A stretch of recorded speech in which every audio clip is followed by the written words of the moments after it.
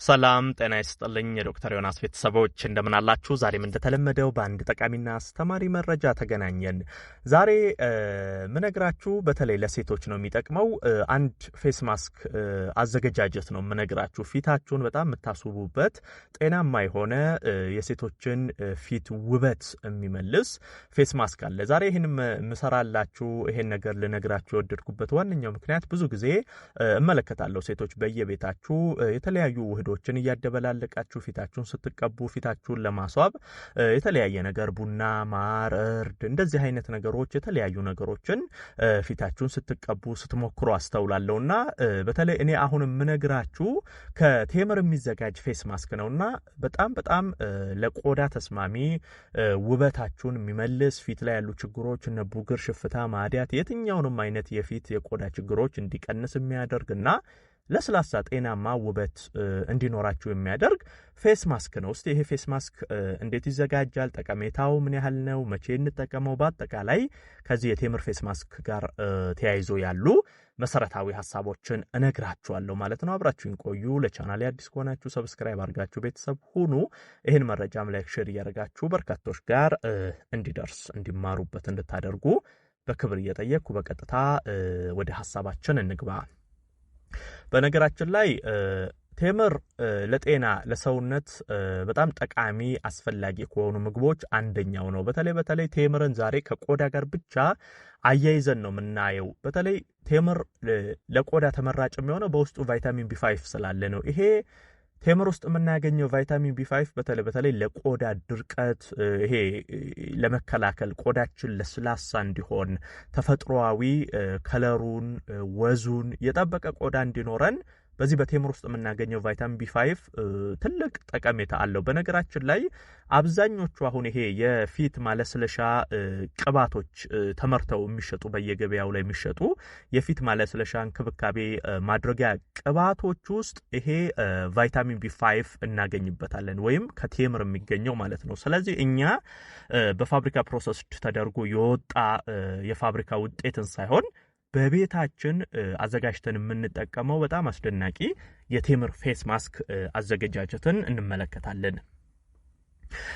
የቴምር ፌስ ማስክ ጠቀሜታው ምንድነው? እስቲ በመጀመሪያ እሱን ልንገራችሁ። ለምንድነው የሚጠቅመን? ይሄን አሁን የቴምር ፌስ ማስክ አዘጋጅተን መጠቀማችን ምንድነው የሚያደርግልን የሚለውን ስንመለከት በመጀመሪያ ከተቀባችሁት በኋላ ይሄ የቆዳችሁ የላይኛው ክፍል ውጥር የማድረግ ባህሪ አለው። ቴምር በራሱ የመለጣጠፍ ቆዳ ላይ ጥብቅ አድርጎ የመያዝ ባህሪ አለው።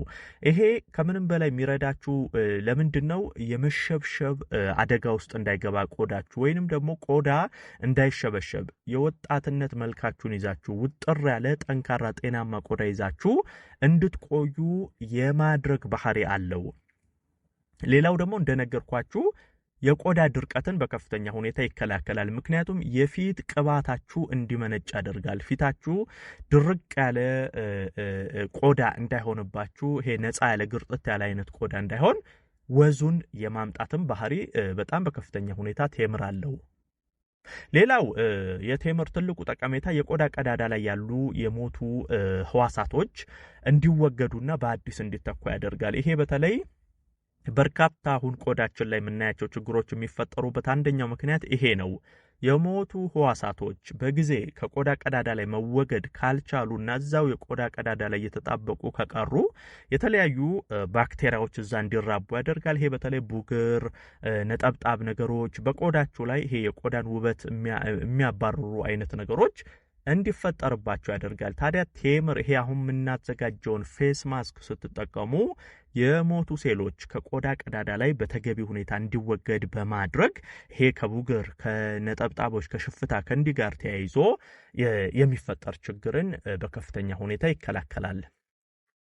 ሌላው ደግሞ የቴምር ትልቁ ጠቀሜታ በዚሁ የምናገረው የደም ዝውውር ጋር ተያይዞ በተለይ ይሄን ፌስ ማስክ ስትጠቀሙ ወደ ቆዳችሁ በቂ ደም እንዲመጣ ያደርጋል። ይሄ ንጥረ ነገሮች በበቂ ሁኔታ ቆዳችሁ እንዲያገኝ ያደርጋል ማለት ነው። አሁን ወደ ቆዳ በበቂ ሁኔታ የደም ፍሰት የማይኖር ከሆነ አስፈላጊ ለቆዳ ጤንነት አስፈላጊ የሆኑ ንጥረ ነገሮች ወደ ቆዳችሁ አይመጡም ማለት ነው። ስለዚህ ልክ እንደዚህ የቴምር ፌስ ማስክን ስትጠቀሙ ስትጠቀሙ የደም ዝውውርን በማሻሻል ወደ ቆዳ የሚመጣውን የደም ፍሰት በመጨመር ንጥረ ነገሮች በበቂ ሁኔታ ወደ ቆዳችሁ እንዲመጡ እያደረገ ለቆዳችሁ ጤንነት ትልቅ ሚናን ይጫወታል ማለት ነው። ታዲያ ይሄን ሁሉ ጠቀሜታ የሚሰጠንን የቴምር ፌስ ማስክ እንዴት እናዘጋጅ ወደሚለው እንግባ። በመጀመሪያ ወደ 5 ፍሬ አካባቢ ይበቃችኋል የቴምር ፍሬ ታዘጋጃላችሁ። ኖርማል ወደ 5 የሚሆን ቴምር አዘጋጁ። ከዛ ወደ ግማሽ ብርጭቆ የሚሆን ወተት እንጠቀማለን። ግማሽ ብርጭቆ ወተት፣ እንደዚሁም ደግሞ በትልቁ የሾርባ ማንካ ግማሽ የሚሆን ማር እንጠቀማለን። እንግዲህ እነዚህን 3 ነገሮች ተጠቅመን ነው ፌስ ማስካችንን የምናዘጋጀው። ቴምር፣ ወተትና ማር ተጠቅመን፣ ማሩ ኦርጋኒክ ማር መሆን አለበት። ይሄ ያገኛችሁትን አይነት ማር መጠቀም ሳይሆን ትክክለኛ ጤናማ ኦርጋኒክ ማር መሆን አለበት። ማር በራሱ ትልቅ ጥቅም ለሰውነት አለው። በተለይ ከቆዳ ጋር ተያይዞ ማር የራሱን የቻለ ስራ አለው። እንደዚህ ደግሞ ከቴምር ከወተት ተደርጎ ደግሞ ሲቀባ ይብለጥ የማርንም ጠቀሜታ እንድናገኝ ያደርገናል። ታዲያ እንዴት እናዘጋጀው? በመጀመሪያ ቴምራችሁን ከፍሬው ጋር ትለያላችሁ። በደንብ አድርጋችሁ አጥባችሁ ከቴምሩ ጋር ከፍሬው ጋር ትለዩታላችሁ። ከዛ በኋላ ወተቱን አፍልታችሁት የፈላው ወተት ላይ ይሄንን ትጨምሩበታላችሁ። ማሩን ቴምሩን ማለት ነው። ቴምሩን የፈላው ወተት ላይ ትጨምሩበታላችሁ። ከዛ በኋላ ምን ታደርጋላችሁ? ቢያንስ ለ5 ደቂቃ እንዲቆይ ታደርጉታላችሁ። አብሮ ይፈላል ማለት ነው። ቴምሩና ወተቱ ከፈላ በኋላ ቴምሩን ጨምራችሁ 5 ደቂቃ አቆዩት። አብሮ በደንብ አድርጎ ሲዋሃድ ሲፈላ ታወርዱትና መብረድ አለበት። በደንብ ከ2 ሰዓት እስከ 3 ሰዓት በደንብ አድርጋችሁ ማብረድ አለባችሁ። ይሄ ከበረደ በኋላ ምን ታረጋላችሁ? በመፍጫ ስራ አስገብታችሁ ትፈጩታላችሁ። በደንብ አድርጋችሁ ትፈጩታላችሁ። በነገራችን ላይ ስትፈጩ ይሄ መጀመሪያ ላይ የነገርኳችሁ ነገሮች አሉ።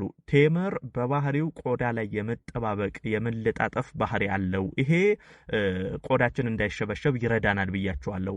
እሱን ግልጋሎት ለማግኘት ቴምሩ በጣም ይሄ ዱቄት እስኪሆን ወይንም ጁስ እስኪሆን ድረስ መፍጨት የለባችሁም። ትንሽ የተወሰነ ሸርከት ማለት አለበት። ይሄ የመጠባበቅ አይነት ባህሪው እንዲመጣላችሁ ማለት ነው። ከዛ ከፈጫችሁት በኋላ ማሩን ትደባልቁበታላችሁ። ከዛ በኋላ በደንብ አድርጋችሁ አዋህዳችሁ ፊታችሁን መቀባት ነው። ይሄንን በደንብ አድርጋችሁ ቀስ እያላችሁ ማሳጅ እያደረጋችሁ ፊታችሁን ትቀቡና 30 ደቂቃ አካባቢ ይበቃችኋል። 30 ደቂቃ ታቆዩታላችሁ። ከዛ 30 ደቂቃ ስታቆዩት ራሱ ቀስ እያለ ፊታችሁ ላይ እየደረቀ ውጥር እያለ ይሄዳል። ይሄ ህዋሳቶቻችሁ በደንብ እንዲነቃቁ ስራቸውን በደንብ እንዲሰሩ ያደርጋል ማለት ነው። ከዛ ከ30 ደቂቃ በኋላ መታጠብ ይኖርባችኋል ማለት ነው። ይሄንን ፌስ ማስክ በነገርኳችሁ መንገድ አዘጋጅታችሁ ተጠቀሙ። እዚህ ጋር አንድ እንደ ማስታወሻ ምነግራችሁ በተለይ ላክቶስ ኢንቶለራንት የሆናችሁ ሰዎች፣ ይሄ ማለት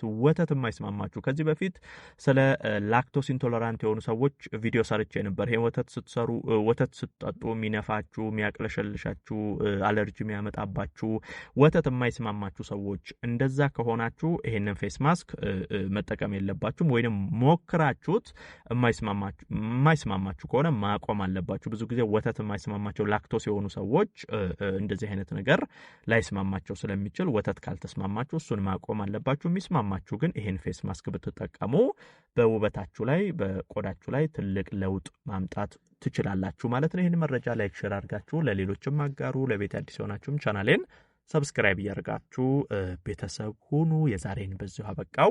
በቀጣይ ቀን ሌላ ጠቃሚና አስተማሪ ሐሳብ ይዤላችሁ ዳግም የምንገናኝ ይሆናል። እስከዛው በያላችሁበት መልካም ጊዜ